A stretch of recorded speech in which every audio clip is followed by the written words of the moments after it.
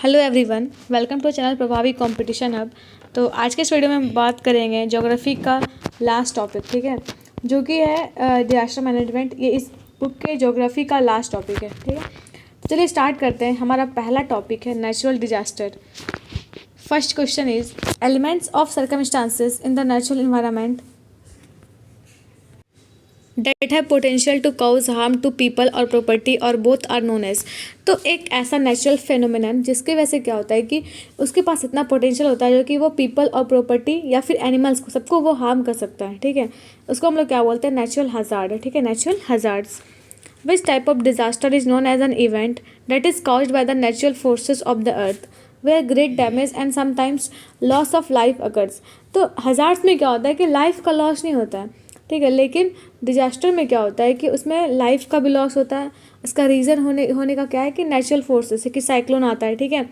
तो ये क्यों नेचुरली आता है, ये है ना। तो लेकिन इससे क्या होता है कि बहुत सारे लोगों की डेथ हो जाती है। तो इसको हम लोग क्या बोलेंगे, नेचुरल डिजास्टर। हम लोग one by one different natural disasters के बारे में पढ़ेंगे। तो पहला है earthquake. Name the scale which is use to measure the intensity of earthquake. तो अर्थक्वेक की इंटेंसिटी को मेजर करने के लिए हम लोग कौन सा स्केल यूज़ करते हैं, वह रिक्टर स्केल। कौन सा, Richter scale. The instrument to record the intensity of earthquake is. Scale तो वह रिक्टर स्केल, लेकिन हम उसको रिकॉर्ड किस इंस्ट्रूमेंट से करते हैं, उसको हम लोग बोलते हैं सिस्मोग्राफ। तो अर्थक्वेक के इंटेंसिटी को रिकॉर्ड करने वाले इंस्ट्रूमेंट को क्या बोलते हैं, seismograph. Which area falls under very high earthquake damage zone category. तो कौन सा एरिया है जो क्या होता है, अर्थक्वेक प्रोन होता है, मतलब वहाँ पे अर्थक्वेक बहुत ही फ्रीक्वेंटली आते हैं, वह नॉर्थ ईस्टर्न स्टेट्स, ठीक है। There are how many seismic zones in India. तो इंडिया का जो जैसे कि पूरा इंडिया है, ठीक है, उसको कितने सिस्मिक जोन्स में बांटा गया है, वो किस चीज़ के बेसिस पे कि वहाँ पे जो अर्थक्वेक है वो कितने फ्रीक्वेंटली आते हैं। इसको 4 टाइप्स में बांटा गया है, 4 जोन्स में। The type of energy that shakes the earth during an earthquake is produced by which type of waves। तो जब earthquake आता है तो क्या होता है कि सरफेस हिलने लगता है, ठीक है। तो जो सरफेस हिलता है, सरफेस जो शेक होता है, ये अर्थक्वेक के कौन से वेव की वजह से होता है। तो अर्थक्वेक में पी वेव है ना, एल वेव, एस वेव, ये सारी वेव्स होती हैं। तो ये जो होता है ये किसके वजह से होता है, एस वेव्स के वजह से होता है, ठीक है, शॉक वेव जिसको बोलते हैं। Which organisation has designed the seismic zoning map in India. Question हमारा ये है कि तो कौन से ऑर्गेनाइजेशन ने पूरे जो मैप है इंडिया के मैप को, उसको सिस्मिक जोन्स में डिवाइड किया है, वह ब्यूरो ऑफ इंडियन स्टैंडर्ड्स। किसने, bureau of Indian standards. Where is the national centre for seismology located. तो नेशनल सेंटर ऑफ सिस्मोलॉजी कहाँ पे लोकेटेड है, यह है न्यू दिल्ली में। कहाँ पे, न्यू दिल्ली में। आगे हमारा है सुनामी। हम लोग सुनामी के बारे में पढ़ेंगे। What are the factors responsible for causing tsunami. तो सुनामी आने के कौन कौन से फैक्टर्स हैं, तो ये आता है लैंडस्लाइड की वजह से, अंडर वाटर अर्थक्वेक के वजह से, या फिर वॉल्केनिक इरप्शन की वजह से। When did India adopt the international tsunami warning system. तो इंडिया ने इंटरनेशनल सुनामी वार्निंग सिस्टम को कब अडॉप्ट किया था, तो ये क्या था, 2006 में, है ना, 2006 में। What is the change in wavelength of tsunami when it इंटर्स a shallow water. तो जब क्या होता है ना कि जो सुनामी है, पहले तो वो सी से ओरिजिनेट होता है, ओशन से। तो उसके बाद क्या होता है ना कि जब ये सैलो वाटर के पास आएगा, मीन्स जब कोर्स पे आएगा, बैंक पे आएगा, तो वहाँ पे क्या होगा, वाटर लेवल कम हो जाता है, डेप्थ कम हो जाता है वाटर का। तो उस टाइम में क्या होता है कि सुनामी का जो वेवलेंथ होता है वो रिड्यूस हो जाता है। अब tsunami is a sea wave caused by. तो सुनामी जो है वो क्या है, एक सी वेव है जो किसके कारण से होता है, अर्थक्वेक अंडर सी। अर्थ सी के अंदर जो अर्थक्वेक होता है उसके वजह से क्या होता है, सुनामी आता है। Under the O SMART scheme India is providing the tsunami early warning services to how many countries. तो ओ स्मार्ट स्कीम इंडिया के तहत क्या है कि tsunami early warning service India provide कर रहा है कितने कंट्रीज़ को, तो 25 कंट्रीज़ को। Break water was use against tsunami first time in which country. तो ब्रेक वाटर को सबसे पहले कौन सी कंट्री द्वारा यूज़ किया गया था सुनामी में, तो नीदरलैंड्स द्वारा, ठीक है, नीदरलैंड्स के द्वारा। Where is the Indian tsunami early warning centre established. तो इंडिया का जो है Indian tsunami early warning centre ये कहाँ पे इस्टेब्लिश्ड है, हैदराबाद में। कहाँ पे, हैदराबाद में। अब नेक्स्ट नेचुरल डिजास्टर है flood. One national commission of flood was set up by government of India. तो गवर्नमेंट ऑफ इंडिया के द्वारा national commission of flood NCF को कब इस्टेब्लिश किया गया था? 1976 में। Which is the most flood prone state in India? तो इंडिया का सबसे ज़्यादा फ्लड प्रोन स्टेट कौन सा? ये है बिहार। यहाँ पे बहुत ही फ्रिक्वेंटली मतलब फ्लड आते हैं और इसका रीज़न क्या है? कोसी रिवर, क्योंकि ये सबसे ज़्यादा अपना कोर्स बदलती है ये रिवर, इसलिए इसको कोसी को क्या कहते हैं? सोरो ऑफ बिहार। आगे बढ़ते हैं। फिर हमारा next question, among the total flood prone area of country how much % area is constituted by drainage basin of Ganga and Brahmaputra? तो पूरे इंडिया में जो भी फ्लड आते हैं, ठीक है, उसमें से जो मैक्सिमम जो परसेंटेज ऑफ एरिया है वो गंगा और ब्रह्मपुत्र के वजह से वहाँ पे फ्लड आती है। तो वो कितना परसेंटेज है इसका? 60%, ठीक है। The national flood control programme NFCP है ना, for flood control in India was launched in which year? तो NFCP national flood control programme को इंडिया में कब लॉन्च किया गया था? 1954 में। Which institution in India is responsible for the flood management?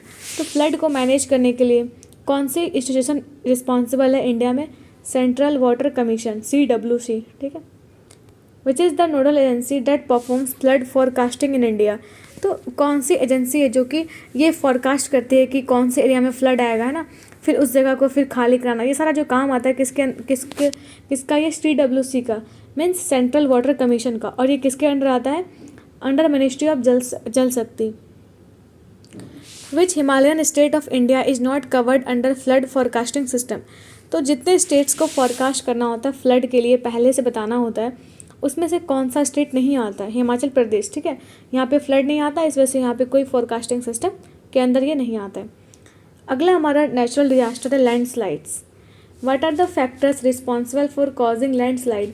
तो लैंडस्लाइड जो होता है ना, वो क्यों होता है? इसका रीज़न क्या है? इसका रीज़न है हाई रेनफॉल, अर्थक्वेक और unstable slope. Which is the most vulnerable state to landslides in India? तो इंडिया में मैक्सिमम कौन से स्टेट में लैंडस्लाइड आता है? तो वो आता है केरला में। Landslide is an example of which type of natural disaster? तो लैंडस्लाइड जो है वो कौन से टाइप का नेचुरल डिजास्टर है? ये टेरेस्ट्रियल नेचुरल डिजास्टर, क्योंकि यहाँ पे क्या होता है कि लैंड है तो वो मतलब माउंटेन रेंजेस से वो नीचे स्लाइड कर जाता है। The mass movement of rocks, debris और earth down a slope is referred to as? जब एक किसी स्लोप से रॉक का या फिर डेब्रिस है ना, ये सब का मूवमेंट होता है या फिर लैंड का, इसको हम लोग क्या बोलते हैं? Landslide. In which state the landslides are major problem? तो किस स्टेट का जो लैंडस्लाइड है मेजर प्रॉब्लम है, मतलब यहाँ पे फ्रीक्वेंटली लैंडस्लाइड होते रहते हैं, तो वह उत्तराखंड। कौन सा? उत्तराखंड। नेक्स्ट हम लोग नेचुरल डिजास्टर पढ़ेंगे साइक्लोन्स, ठीक है। साइक्लोन में हमारा पहला क्वेश्चन है, which months in India are distinguished for the occurrence of tropical cyclone? तो इंडिया में जो ट्रॉपिकल साइक्लोन आता है वो कब आता है, कौन से मंथ में? ये मई से जून के महीने में आता है, ठीक है। Monsoon which is responsible for rainfall and cyclonic formations along the Coromandel coast of India are known as which type of monsoon? तो वो वाला मानसून जो कि क्या होता है कि रेनफॉल या फिर साइक्लोनिक फॉर्मेशंस के लिए रिस्पॉन्सिबल है, कहाँ पे? कोरोमंडल कोस्ट में। तो उस मानसून को क्या बोलते हैं? नॉर्थ ईस्ट मानसून, ठीक है, इस वाले रीजन में, है ना, यहाँ पे। What is the other name of tropical cyclone? तो ट्रॉपिकल साइक्लोन का दूसरा नाम क्या है? ट्रॉपिकल साइक्लोन को हम लोग क्या बोलते हैं? हरिकेन बोलते हैं। क्या? हरिकेन, ठीक है। What is the condition required for tropical cyclone formation? तो कोई भी रीजन में ट्रॉपिकल साइक्लोन क्यों आएगा, उसका रीजन क्या है, कंडीशन क्या है? वहाँ पे लार्ज प्रेशर ग्रेडियंट होना चाहिए। फिर एक coastal Andhra Pradesh and Odisha often face natural disaster due to? तो आंध्र प्रदेश और ओडिशा जो कि क्या है कि एक मतलब कोस्टल रीजन में लोकेटेड है, इस वजह से क्या होता है कि यहाँ पे साइक्लोन्स काफ़ी फ्रिक्वेंटली आते हैं। The speed of the wind is measured by? Wind के स्पीड को हम लोग कैसे मेजर करते हैं? With the help of anemometer instrument, ठीक है। हमारा अगला डिजास्टर है नेचुरल डिजास्टर ड्रॉट, ठीक है, ड्रॉट।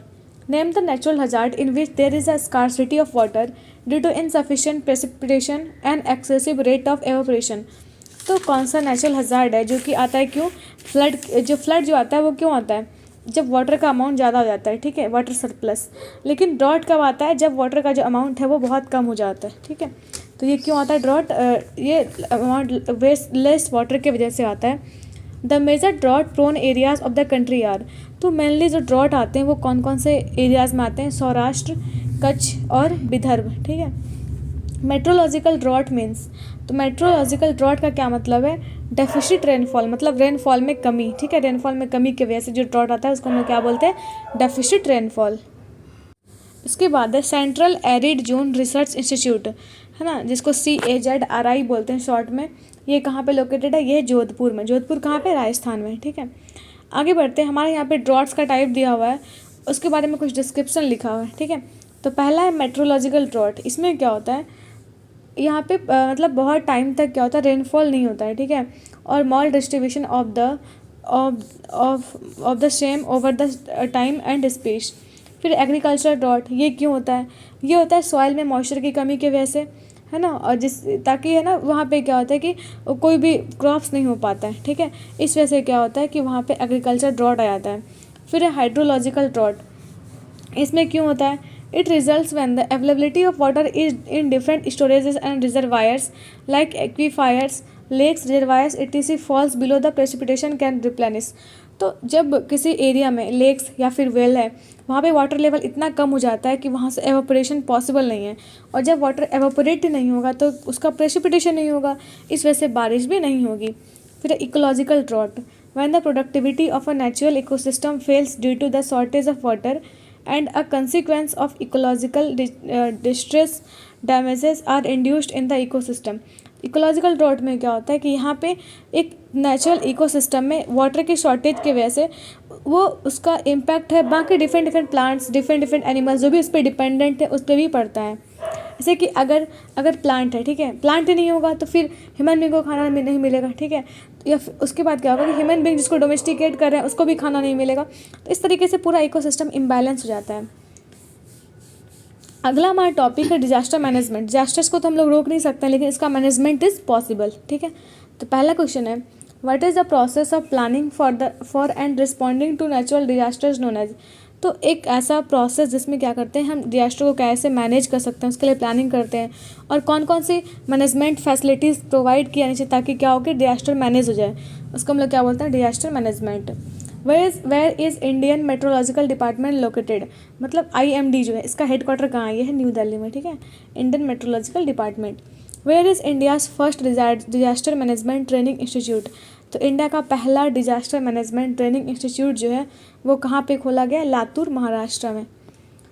फिर है the national disaster management authority, जिसको हम शॉर्ट में बोलते हैं NDMA, ठीक है, नेशनल डिजास्टर मैनेजमेंट अथॉरिटी। ये एक टॉप बॉडी है, अपेक्स बॉडी है for disaster management in India, is headed by. तो उसके हेड कौन होते हैं, NDMA के हेड कौन होते हैं, ये होते हैं प्राइम मिनिस्टर ऑफ इंडिया, ठीक है। What is the main objective of national disaster management plan. तो NDMP जो कि नेशनल डिजास्टर मैनेजमेंट प्लान है 2016 का, उसमें का क्या मेन ऑब्जेक्टिव क्या है, क्या उसका पर्पस है। इसमें क्या करना है कि understand risk and reduce it. तो इसमें हमें ये इस पर ध्यान देना है कि हम रिस्क को समझेंगे पहले फिर उसको रिड्यूस करेंगे, ठीक है। Disaster management act is passed in which year. तो डिजास्टर मैनेजमेंट एक्ट जो है वो कौन से साल में पास हुआ था, 2005 में, ठीक है। NDMA एक्ट जो पास हुआ था 2005 में हुआ था, ठीक। Which is the apex statutory body for disaster management in India. तो डिजास्टर को मैनेज करने के लिए जो सबसे टॉप बॉडी है वो कौन सी है, नेशनल डिजास्टर मैनेजमेंट अथॉरिटी, इसको NDMA बोलते हैं। The national centre for seismology is situated at. Seismology का क्या मतलब है कि जो अर्थक्वेक से रिलेटेड जो भी डिपार्टमेंट है वो नेशनल सेंटर वो कहाँ पे है, ये न्यू दिल्ली में। The national institute of disaster management is situated in. तो national institute of disaster management जो है ये कहाँ पे लोकेटेड है, ये न्यू दिल्ली में। फिर है on which day of international Chernobyl disaster remembrance day is observe. तो चेरनोबिल जो कि यूक्रेन में है, ठीक है, वहाँ पे बहुत ही बड़ा न्यूक्लियर डिजास्टर हुआ था, कब, 26 अप्रैल को, है ना। इस वजह से क्या होता है कि हम उस दिन चेरनोबिल डिजास्टर रिमेम्बरेंस डे के रूप में उसको मनाते हैं। Chernobyl disaster was related with which explosion. तो चेरनोबिल डिजास्टर में क्या हुआ था, वहाँ पे न्यूक्लियर रेडिएशन का एक्सप्लोजन हुआ था, न्यूक्लियर रिएक्टर्स का एक्सप्लोजन हुआ था। Huge electric spark in the sky before the rain cause. तो जब रेनफॉल होता है उसके पहले जो स्काई में इलेक्ट्रिक स्पार्क होता है ना, बिजली चमकता है, उसको हम लोग क्या बोलते हैं, लाइटनिंग, क्या बोलते हैं, lightning. With section of disaster management 2005 empowers governor of state to establish state disaster management authority. तो डिजास्टर मैनेजमेंट एक्ट जो 2005 का है उसमें से कौन सा सेक्शन है जो कि गवर्नर को पावर देता है ताकि वो स्टेट में भी स्टेट डिजास्टर मैनेजमेंट अथॉरिटी को इस्टेब्लिश कर पाए? वह सेक्शन 14 का 1 है ना, सेक्शन 14 का क्लॉज 1। फिर disaster management authority is headed by home. तो डिजास्टर मैनेजमेंट जो सेंट्रल लेवल का होता है उसके हेड कौन होता है? Prime minister. लेकिन जो अगर मतलब ऐसे बोलते हैं कि स्टेट लेवल पे या फिर लोअर लेवल पे उसके हेड कौन होते हैं? डिस्ट्रिक्ट मजिस्ट्रेट, डीएम, ठीक है। How many targets and priorities are listed in Sendai framework for disaster risk reduction? तो डिजास्टर रिस्क रिडक्शन के लिए एक सेंडाई फ्रेमवर्क है इंटरनेशनल लेवल पे। इसमें कितने टारगेट्स सेट किए गए हैं? वो कब के लिए वैलिड है? 2015 से लेके 30 तक के लिए वैलिड है। और ये कितने टारगेट्स पे करता है फोकस? 7 टारगेट्स और 4 प्रायोरिटीज़ इसने सेट कर रखी है। तो क्वेश्चन क्या पूछा जाता है कि सेंडाई फ्रेमवर्क है ये किससे रिलेटेड है? ये रिलेटेड है किससे? डिजास्टर रिस्क रिडक्शन को लेकर, ठीक है। ये कब से कब तक का है? 2015 से लेकर के 30 का, ठीक है। तो आई होप आपको समझ में आया होगा, ठीक है। तो हमारा ज्योग्राफी का सीरीज़ इस बुक का यहीं पे ख़त्म होता है। आई होप आपने सारे चैप्टर्स को अच्छे से पढ़ा होगा। एंड वीडियो को लाइक करिए, चैनल को सब्सक्राइब करिए and have a nice day, है ना। Thank you.